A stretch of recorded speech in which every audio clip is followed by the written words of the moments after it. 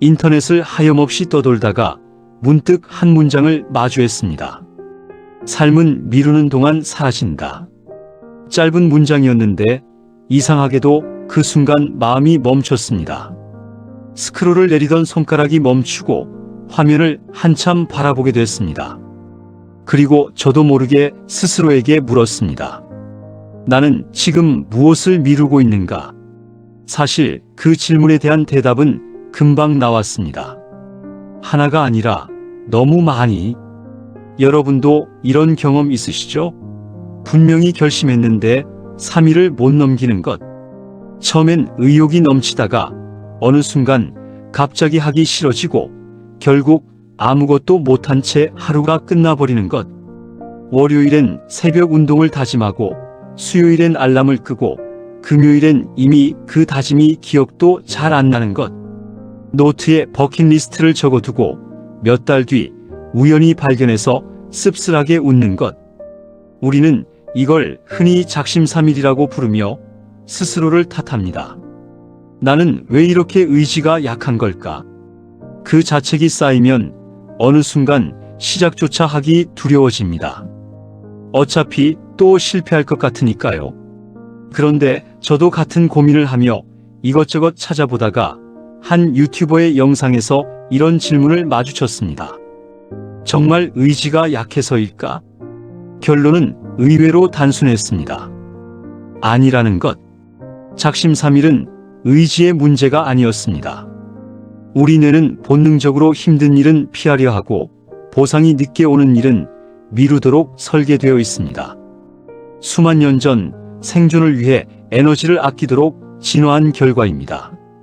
포기하는 건 이상한 게 아니라 너무나 자연스러운 반응이었던 겁니다.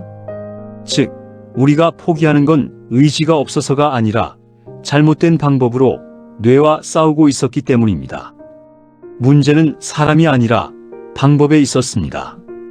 그렇다면 어떻게 해야 할까요? 우선 단 5분만 시작해 보세요. 시작이 가장 어렵습니다. 일단 시작하면 생각보다 계속하게 됩니다. 작은 흐름이 만들어지거든요. 심리학에서는 이것을 자이가르닉 효과라고 부릅니다. 한번 시작한 일은 끝내고 싶어지는 본능, 그것을 이용하는 겁니다. 그리고 목표를 최대한 작게 쪼개세요. 운동해야지가 아니라 운동복 입기처럼요. 책 읽어야지가 아니라 책상 위에 책 꺼내놓기처럼요. 지금 당장 할 수 있는 행동 하나로 바꾸는 것, 그게 전부입니다. 목표가 작을수록 시작의 문턱이 낮아집니다. 환경도 바꿔보세요. 의지는 흔들리지만 환경은 우리를 조용히 행동하게 만듭니다.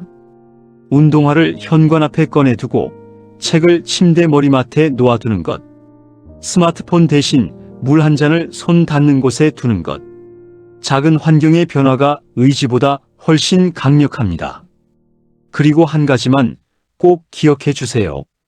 하루를 놓쳤다고 모든 게 무너진 건 아닙니다. 하루 빠진 것보다 더 위험한 건 그 하루를 핑계로 아예 포기해버리는 것입니다.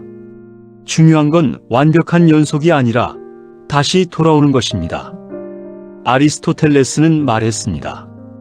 우리는 반복하는 것의 산물이다. 탁월함은 행동이 아니라 습관이다. 우리가 매일 반복하는 작은 행동들이 결국 우리가 어떤 사람인지를 만들어갑니다. 한 번의 대단한 결심이 아니라 매일의 작은 선택이 쌓여 삶이 되는 겁니다. 삶은 미루는 동안 사라진다는 말은 단순한 경고가 아닐지도 모릅니다. 지금 이 순간을 살아가라는 조용한 초대일 수도 있습니다. 완벽한 계획은 필요 없습니다. 완벽한 타이밍도 없습니다. 지금 하는 아주 작은 행동 하나면 충분합니다. 무언가를 수확하려면 먼저 심어야 합니다. 그리고 그 씨앗을 심을 수 있는 건 거창한 내일이 아니라 지금 이 순간의 5분입니다. 어쩌면 그 5분이 당신의 하루를 바꾸고 결국은 당신의 인생을 바꾸는 시작이 될지도 모릅니다. 오늘 단 5분만 시작해 보세요. 그리고 오늘도 평안하시기 바랍니다. 감사합니다.